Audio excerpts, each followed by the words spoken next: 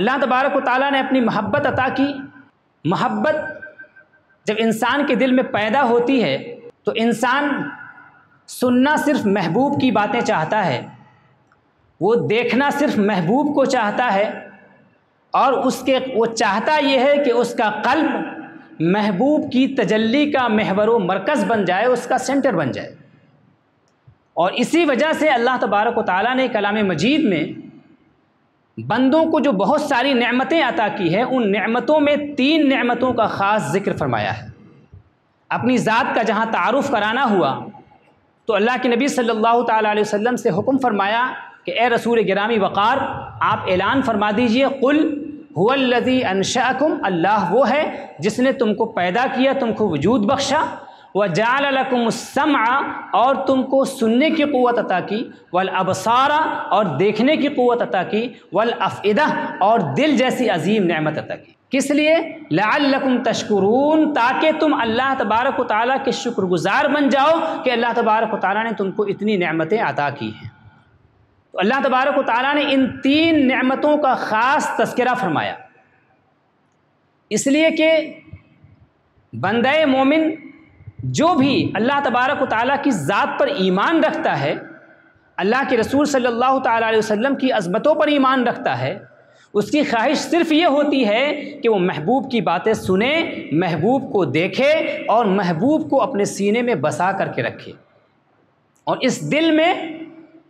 ان کے علاوہ، محبوب کے علاوہ کسی کو حقیقت میں جگہ نہ دے۔ اور اسی لیے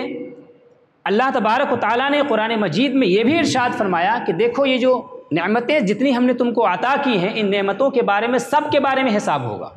لیکن خصوصیت کے ساتھ اللہ تبارک و تعالیٰ نے فرمایا کہ ان السمع والبصر والفؤاد کل اولئک کان عنہ مسئولا، کہ یہ جو سننے کی نعمت عطا کی ہے، یہ جو دیکھنے کی نعمت عطا کی ہے، اور یہ جو قلب کی نعمت عطا کی ہے، دل کی نعمت عطا کی ہے، ان کے بارے میں تم سے سوال ہوگا، پوچھا جائے گا کہ سنا تو کیا سنا، دیکھا تو کیا دیکھا، اور دل میں بٹھایا تو کس کو بٹھایا۔ اور اسی بنیاد پر ہم سب کے آقا و مولا نبی اکرم علیہ الصلاۃ والتسلیم اللہ تبارک و تعالیٰ کی بارگاہ میں دعا کرتے تھے۔ کیا دعا فرماتے تھے؟ اللہ تبارک و تعالیٰ کی بارگاہ میں دعا فرماتے تھے کہ اے آسمان و زمین کے نور، اے عرش و کرسی کے نور، اجعل فی قلبی نورا، اے اللہ میرے دل میں نور بھر دے، واجعل فی سمعی نورا، اور میری سماعتوں میں نور بھر دے، واجعل فی بصری نورا، اور میری نگاہوں میں نور بھر دے۔ یہ نبی کریم علیہ الصلاۃ والتسلیم دعا فرماتے تھے،